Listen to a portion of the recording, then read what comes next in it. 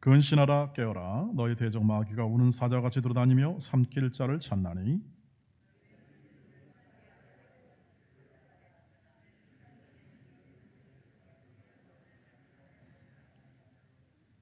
모든 은혜 하나님 곧 그리스도 안에서 너희를 부르사 자기의 영원한 영광에 들어가게 하시니가 잠깐 고난을 당한 너희를 친히 온전하게 하시며 굳건하게 하시며 강하게 하시며 터를 견고하게 하시리라.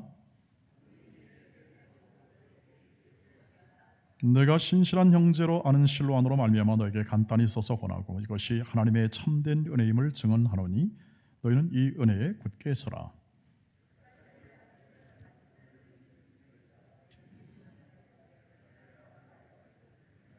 같이 읽습니다.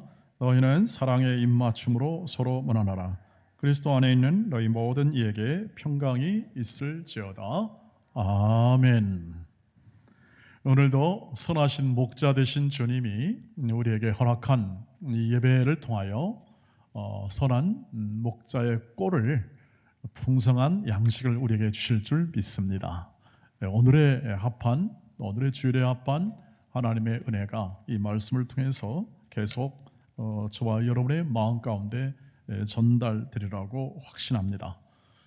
그 이유는 우리가 계속해서 이 코로나19가 수도권 지역에 확산되면서 그 전에 남부 지역에 집중되었던 그러한 코로나의 현상에 우리의 마음가짐보다 훨씬 더 이렇게 가까이 직면하는 이 감염의 위험에 가까이 직면하는 곳에 있어서 우리가 이것도 하나의 정말 우리 인생과 우리 신앙의 중대한 시련의 과정이기도 하거니와 또 어려움의 과정 속에서 어떻게 신앙 생활을 할 것인가를 우리가 확인하고 특별히 이 베드로가 보냈던 이 편지를 통해서 그 당시 우리보다 훨씬 더 어려운 환경에 처했던 시련 속에 있었던 성도를 향한 위로와 권면을 통해서 오늘 우리가 우리의 신앙을 이 어려운 시기에 더 진전시키고 또 더 예배를 회복하고 하나님 곁으로 더 전진해 나아가는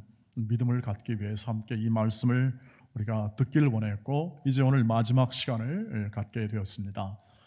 베드로가 결국 고난 가운데 있을 때 성도들이 갖는 자세는 언제나 하나님의 인도하심을 따라 하나님의 역사하심이 어떻게 이 현실 가운데 드러나는지를 생각해 보면서 그 고난 가운데 어려움을 겪어 그 어려움 속에 오히려 그 시련 가운데 더 큰 하나님의 인도하심이 진전되어 있다는 사실을 얘기했고 특별히 고난과 핍박을 받을 때 주인을 받을 때 그것이 영광에 참여하는 날을 소망하면서 현재 그것을 믿음으로 견뎌낼 것을 계속 이 얘기를 하고 있습니다.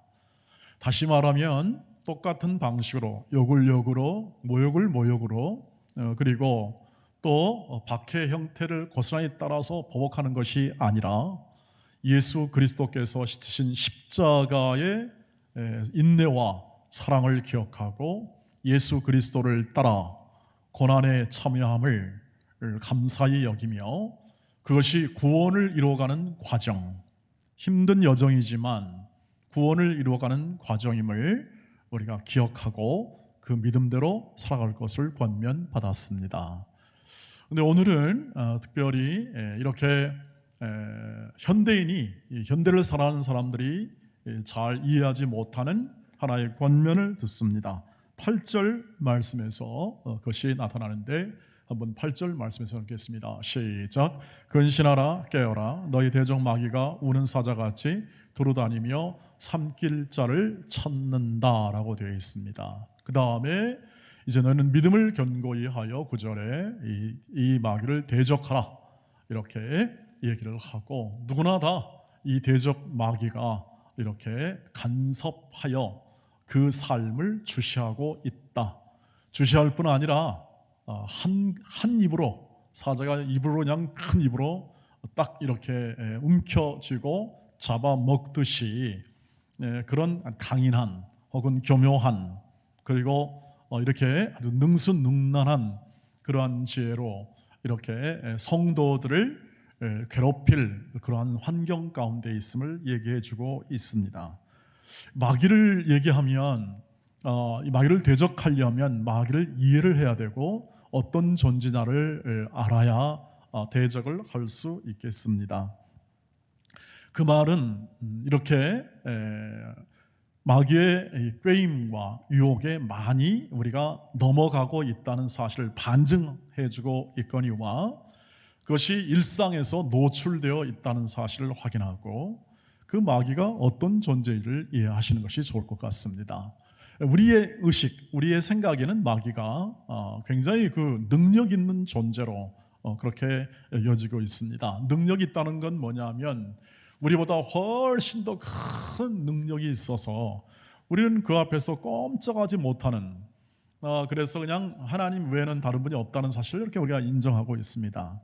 그런데 생각보다 마귀는 그렇게 능력의 면으로 성경에 묘사되어 있는 것이 아니라 성경은 이 마귀의 존재를 교활한 존재, 거짓이나 그리고 이렇게 말로 참소하거나 비방하여 사람의 마음 가운데 분노를 촉발시키고 그 분노를 촉발시켜 그 유혹에 빠져 더 큰 일을 벌이는 그런 정도로 그렇게 소개되어 있습니다.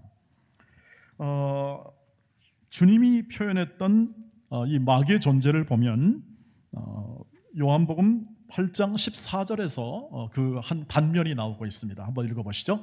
너희는 너희 아비 마귀에서 났으니 너희 아비의 욕심대로 너희도 행하고자 하느니라. 그는 처음부터 살인한 자요 진리가 그 속에 없으므로 진리에 서지 못하고 거짓을 말할 때 제 것으로 말하나니 이는 그가 거짓말쟁이요 거짓의 아비가 되었습니다. 마귀를 얘기할 때 거짓의 아비나 거짓에 관계된 것으로, 예를 들면 무슨 우리 그 영화에서 보잖아요. 막 그냥 갑자기 그냥 이 정신과 정신 세계를 넘나드는, 공간과 시간을 넘나드는 막 존재가 돼가지고 성도들을 그냥 사람들을 무지하게 죽이는 존재로 그래야 되는데 그것은 영화에서 나온 것이지 성경에서 말하는 그런 마귀의 존재의 그 능력을 묘사하는 것이 아니라는 사실을 알게 됩니다. 이렇게 베드로가 대적하라 했을 때는 대적할 만한 정도라는 것도 우리가 알 수 있는데 사실은 이 마귀가 갖는 이 모든 이 활동들을 보면 어떤 능력으로 어떤 무슨 자연계와 이런 피조계를 갖다 줬다 놨다 하면서 그것을 능력으로 역사하는 것보다 간사하게 사람의 마음 가운데 생각을 넣어주고 유혹을 합니다. 너의 즉 각 사람의 이 자기 뜻대로 행할, 이것을 성경에서는 죄라고 말하잖아요. 자기 뜻대로 한다. 하나님 뜻이 아니라 이것을 행하고 또 자기의 자존심, 자기의 원칙, 그리고 자기가 바라는 소망, 이것을 이루도록 부추기고 또 그것을 잘 이루도록 사람과의 관계에서 이간질하는, 분쟁을 일으키는, 그리고 비방하고 참소하고, 그 다음에 성도들에게 모욕을 주거나 혹은 약한 성도들을 어떻게 합니까? 그것을 고발하거나 혹은 또는 그것의 그 나쁜 점, 약점들을 얘기함을 통해서 사람들이 수치스러운 마음을 갖고 죄스러운 마음을 갖도록 하는 그런 역할을 하는 쪽으로 계속 성경이 얘기를 하고 있는 것이죠.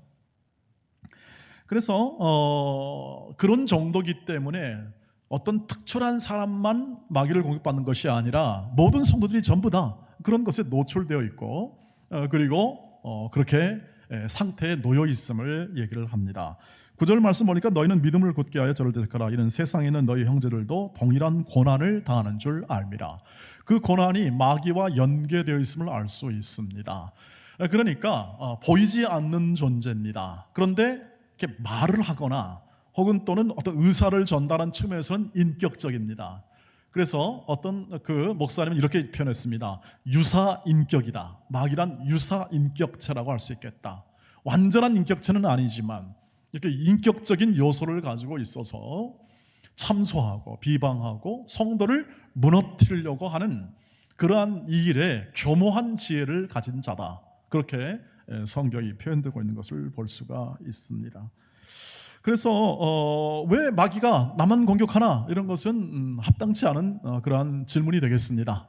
누구나 이 사자가 어느 한 특정한 짐승만 잡은 것이 아니라 어떤 자기가 원하는 것은 다 잡아먹으려고 달려들듯이 이 마귀는 어쨌든 믿는 자라도 또 믿지 않는 자라도, 특별히 믿는 사람은 더 회방하여 딴지를 걸고 구원의 길을 걸어가는 사람들을 이렇게 회방하는, 회방꾼이요 참소자요 비방하는 유사인격체다, 이렇게 우리가 생각을 하면 좋겠습니다.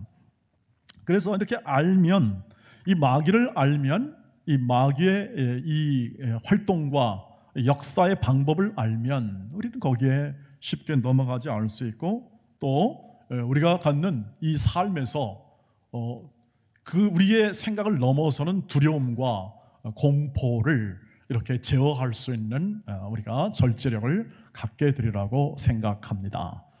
세상 사람들은 마귀의 존재를 인정하지 않습니다. 사실 그냥 머릿속에만 듣는 정도로 지식을 가지고 있어서 그것을 인식하지 못하기 때문에, 마귀가 있는지 없는지를 모르기 때문에 휩쓸리는 것도 그냥 인식하지 못합니다. 마귀가 유혹하는 것도 분별할 수도 없습니다. 그냥 마귀가 원하는 대로 그 삶을 자기 중심으로 살아갈 수밖에 없는 것이 우리 인간사와 우리가 주위에 있는 사람들이 가지고 있는 삶의 내용이라고 할 수 있겠습니다. 그런데 우리가 이렇게 분별하면서 마귀에 대적하면서 꼭 하나 기억할 것은, 마귀는 주님 앞에서 종이 호랑이와 같다, 이렇게 생각하시면 틀림이 없습니다. 왜냐하면 주님께서 이미 마귀의 일, 마귀의 권능을 꺾어버렸기 때문에 그렇습니다. 요한일서 3장 8절 말씀 보니까, 죄를 짓는 자는 마귀에게 속하나니 마귀는 처음부터 범죄함이라. 하나님의 아들이 나타나신 것은 마귀의 일을 멸하러 함이라. 이것을 요한 사도가 얘기했을 때 이미 확정된, 예수를 통하여 이미 이루어진 일을 이렇게 다시 설명하는 것입니다. 마귀의 일이 멸하였다. 마귀의 일이 꺾여진 겁니다. 마귀의 일과 마귀의 권능이 소멸된 것입니다. 이 말은 뭐냐면, 예수께서 십자가에서 죽으실 때에 예수께서 고난받으시면서 다 이루었다 하며 이 모든 우리의 믿음의 사람들의 죄값을 전부 다 치루었다는 말로 그렇게 설명이 됩니다. 모든 죄값, 그리고 죄로 인한 사망까지, 죽음에까지 이르는 모든 것을 다 이뤘다고 말합니다. 자, 이것을 방해하고 구원을 방해하는 모든 사단과 마귀의 권세, 그것은 곧 죽음이라는 무기를 가지고 성도들을 압박하고 우리 하나님의 형상을 가진 인간들을 죄의 노예로 삼고자 했던 모든 능력과 시도가 십자가에서 소진되옵니다. 소진. 십자가에서 다 소진됩니다. 마귀의 능력과 권능이 십자가 안에서 예수의 죽음을 통하여, 예수의 피의 희생을 통하여 소진이 됩니다. 그것을 일컬어 이렇게 표현합니다. 마귀의 등뼈가 꺾였다. 힘을 쓸 수가 없다는 겁니다.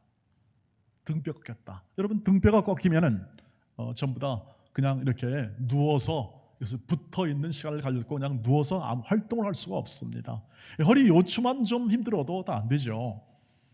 등뼈가 꺾였으니까 이것은 끝난 것입니다. 더 이상 기능을 할 수가 없는 존재가 되었다는 것입니다. 근데 지금도 왜 마귀가 활동합니까? 최후의 발악이다.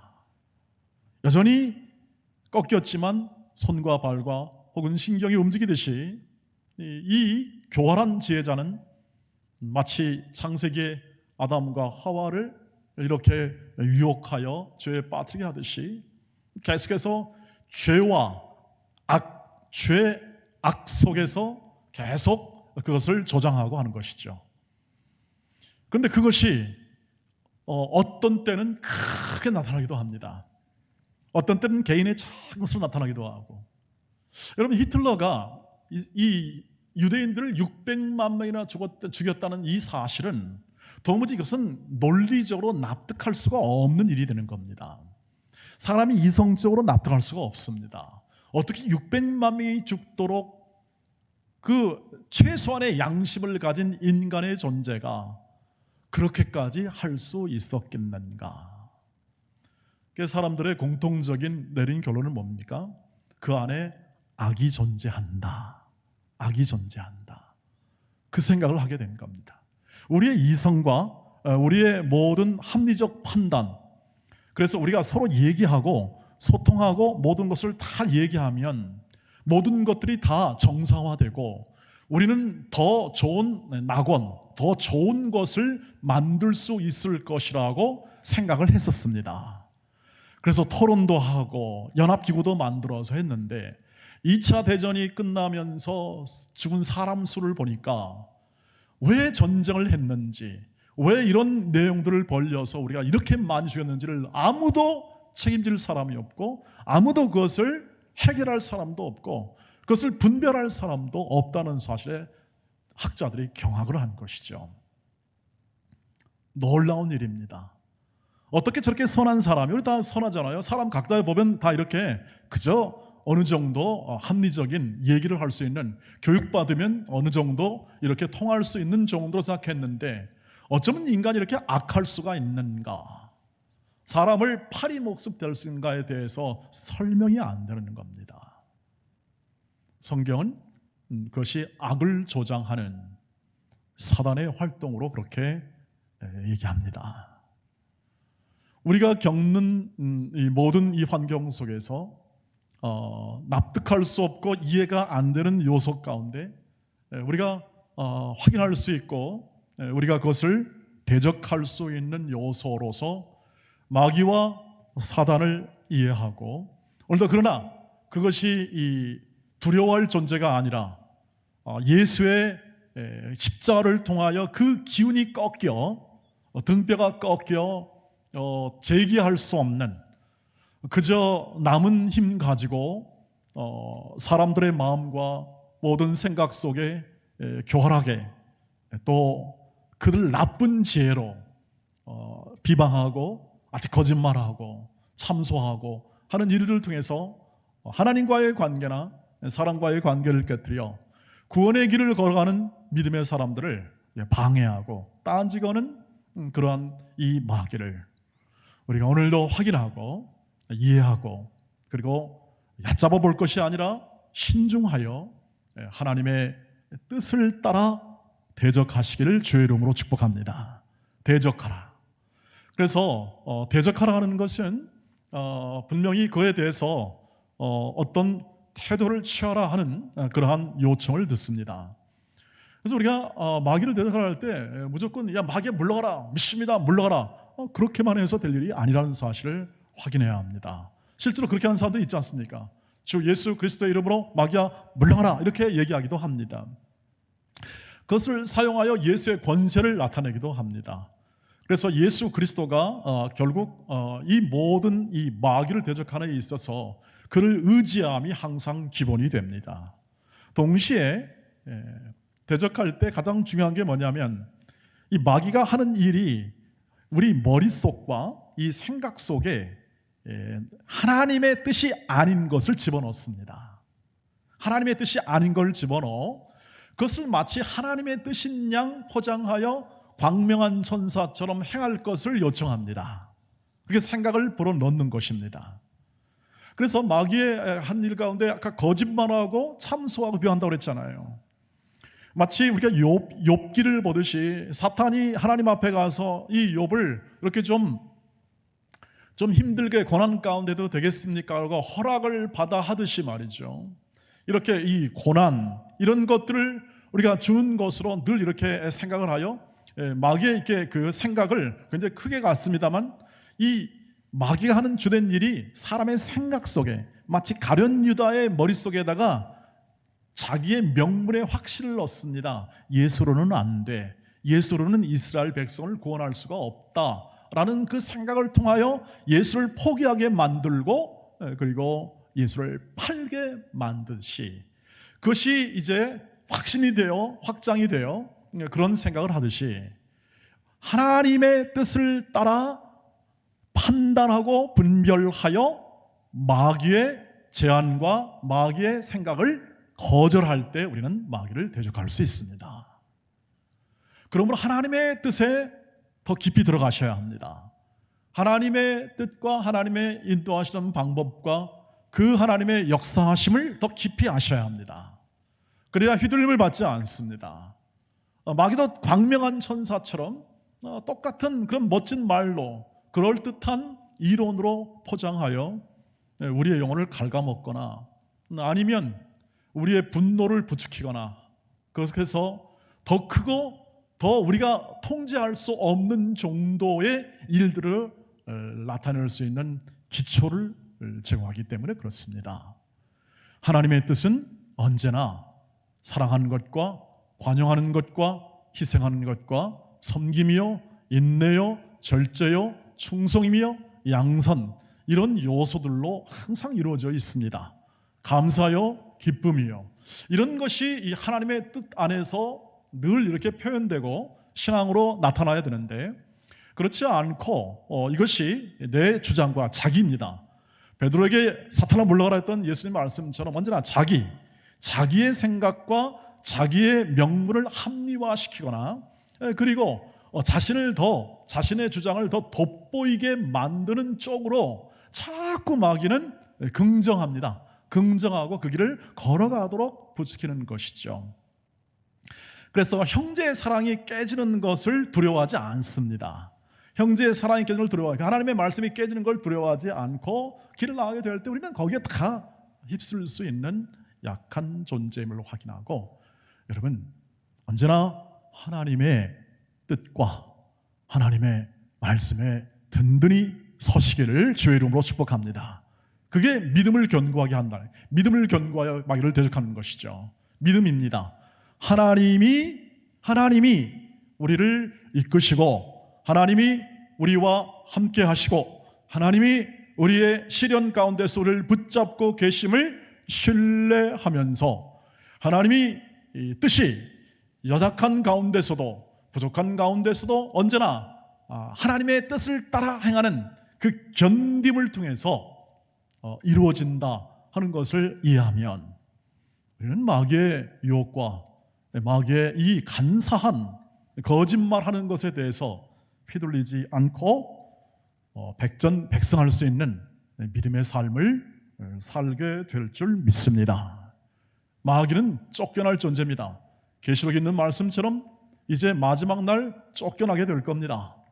그러니까 다시 말하면 하나님과 동등된 존재가 아니라 하나님의 심판을 받을 존재로 그렇게 계시되어 있음을 우리가 확인하고 우리의 삶 속에서 부단히 이렇게 생각하십시오. 부단히 내 자신을 하나님께 드려 언제나 마음을 새롭게 하고 하나님의 말씀을 따라 행할 마음의 순종을 더하여 하나님의 선하시고 기뻐하시고 온전하신 뜻이 무엇인지 날마다 분별하여 사시기를 주의 이름으로 축복합니다. 이렇게 로마서 12장 1절 2절 말씀처럼 하나님의 모든 자비하심으로 너희를 권하느니 너희 몸을 하나님이 기뻐하시는 거룩한 산 제물로 드리라. 자기를 포기하라는 뜻입니다. 믿음으로 살라는 뜻입니다.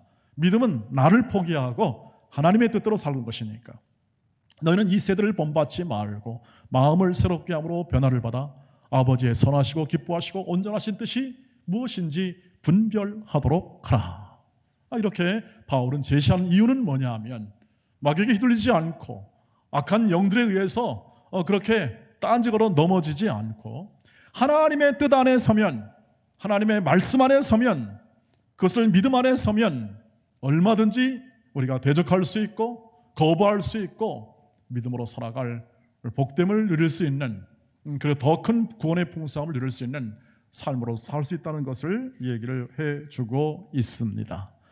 사랑하는 우리 교우 여러분, 또 우리 온 믿음의 가족 여러분, 우리가 이런 존재가 왜 이런 존재를 아직까지 완전히 끝내지 않았는가?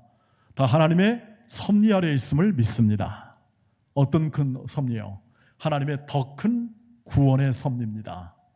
하나님은 우리보다 크시고 마귀보다는 훨씬 크시고 그 구원의 역사는 광대합니다. 너무너무 커서 이해할 수 없습니다. 하나님은 당신의 뜻을 이루실 것입니다. 하나님은 당신의 역사를 이루십니다. 그것이 성경 전체의 일이고 하나님의 마음이고 하나님의 계획입니다. 그런데 무엇으로 이럽니까? 하나님의 능력과 하나님의 권능으로 홀로 이루십니다. 그래서 그것을 은혜라고 말합니다. 은혜.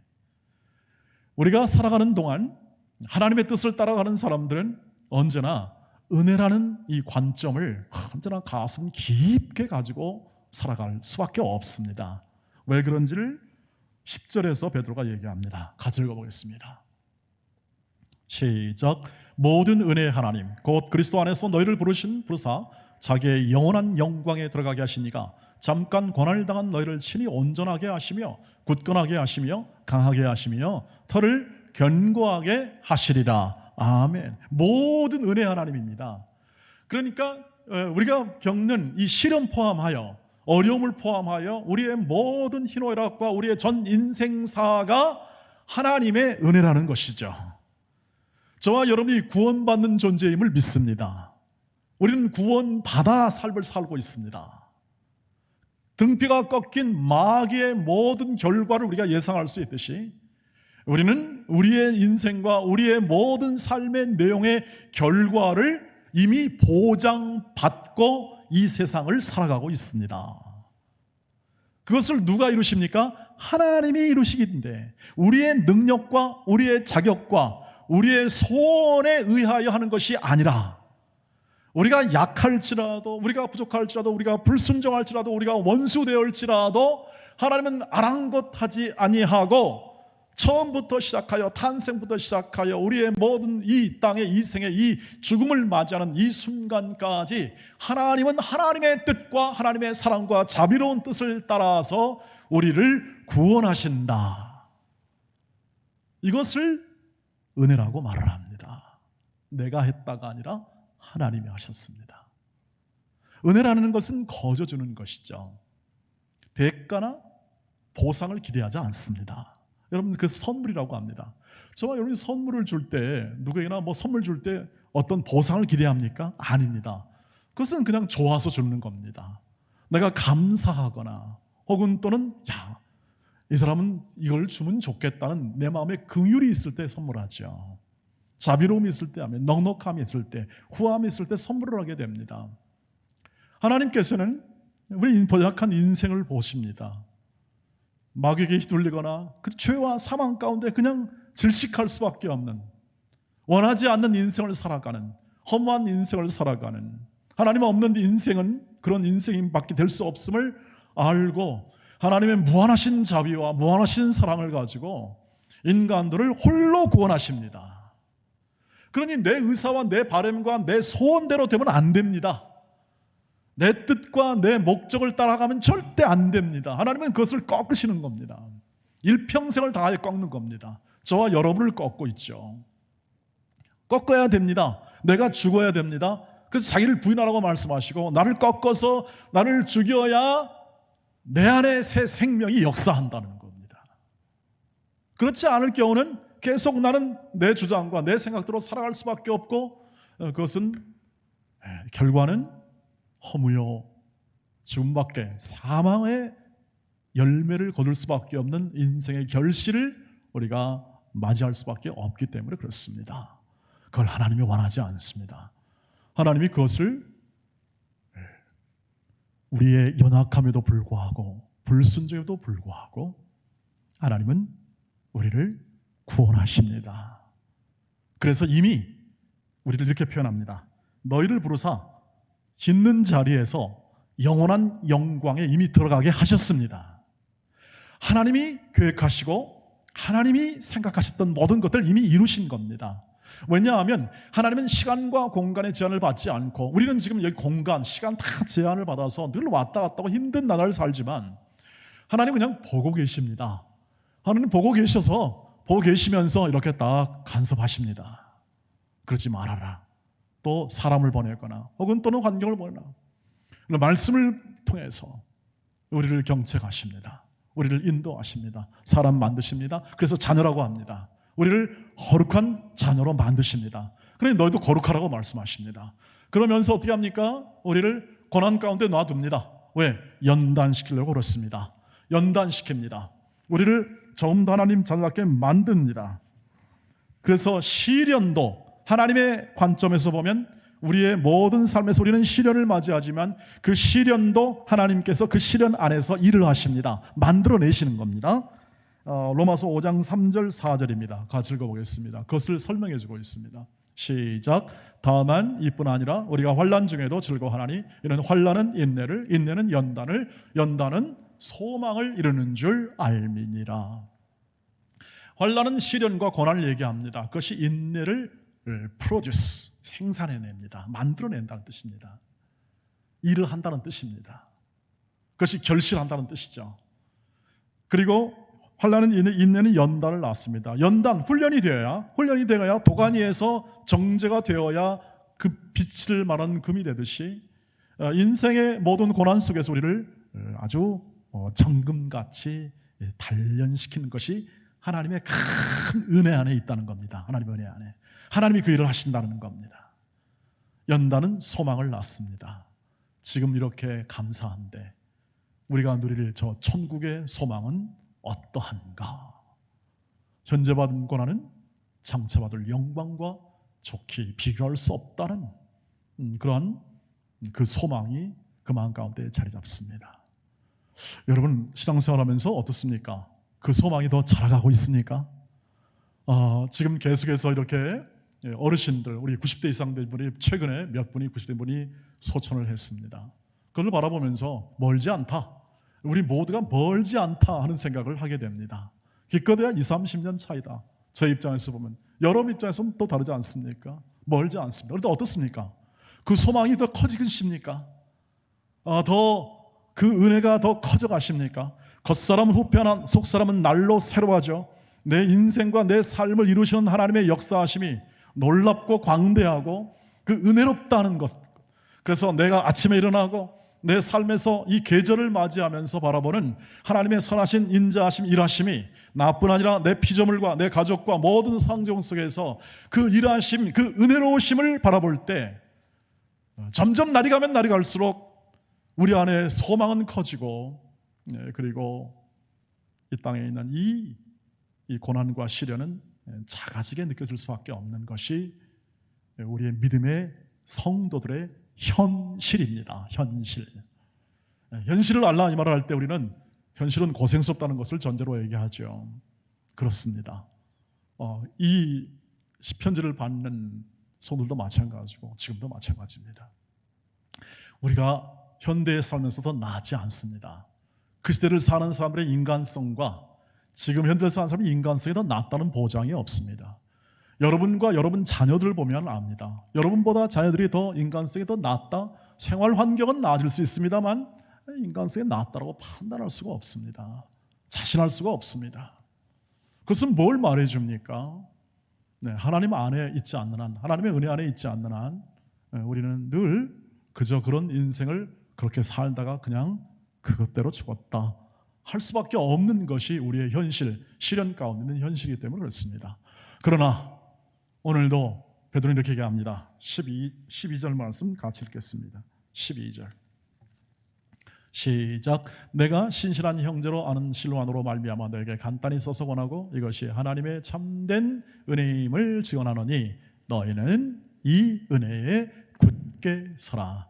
하나님 말씀에 굳게 서시기를 바랍니다. 굳게 서십시오.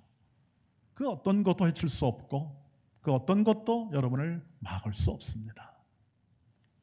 여러분의 정신과 우리의 모든 이성 그리고 내면 이것을 고결하게 갖고 가시기를 주의 이름으로 축복합니다. 마귀에게 휘둘리지 않는 정도로 마귀의 유사한 그럴듯한 이론과 주장과 그리고 제안이 하나님 말씀으로 단박에 분별이 될 수준까지 가셔야 합니다. 그래야 참된 내 안에 있는 하나님을 향한 마음이 온유해지고 겸손해지고 그리고 견디는 마음이 더 커지게 되는 거죠. 주의 영광의 날이 이를 때까지 우리가 그 자리에서 견뎌내는 것을 성경에서 말하는 인내라고 합니다. 주의 뜻이 임할 때까지 그 자리에서 잘 견뎌내는 겁니다. 믿음의 사람으로 하나님의 뜻을 준행하며, 그럴 때 하나님이 나타나셔서 어떻게 합니까? 그 소망을 이루어 주실 것입니다. 영광을 바라보고자 하는 하나님과 같이 되는 그 놀라운 그 은혜의 마음으로 계속 살아가야 될 때 이러한 은혜가 현실화되는 것을 마음에 바라볼 수가 있을 것입니다. 여러분, 그렇지 않겠습니까? 저 여러분이 가지는 모든 삶 속에서 하나님이 새롭게 하십니다. 부활 생명으로 이미 2000년부터 새롭게 하십니다. 이 세상과 피조물과 만물을 예수의 십자가와 부활의 능력을 통하여 악을 제거하고, 그리고 하나님의 거룩한 사랑과 은혜가 지배하는 새로운 일들을 지금도 계속하십니다. 저와 여러분이 그 안에 있고, 그 안에서 우리는 이 시련을 맞이하고 또 잠깐 고난받지만, 잠깐 어려움을 당하지만, 그러나 친히 그분이 온전하게 하시고 터를 견고하게 하시고 온전히 이룰 것을 믿으시길 바랍니다. 그 믿음 속에 오늘을 살아가시고, 그리고 명예롭게 사시길 주의 이름으로 축복합니다. 억지로 혹은 또는 마지 못해가 아니라 우리에게 놓인 삶의 이 보물이 너무너무 아름답고 은혜로워, 이것을 내가 남은 생애 동안 하나님의 뜻에 따라 살지 않고는 견딜 수 없습니다 하는 마음으로 사시기를 바랍니다. 그것이 우리에게 보여준 명예로움이며 하나님 자녀의 특권이요 왕같은 제장으로 불러주신 하나님의 은혜입니다. 우리는 은혜로 시작하여 은혜로 마칠 운명이므로 은혜 안에 굳게 서십시오.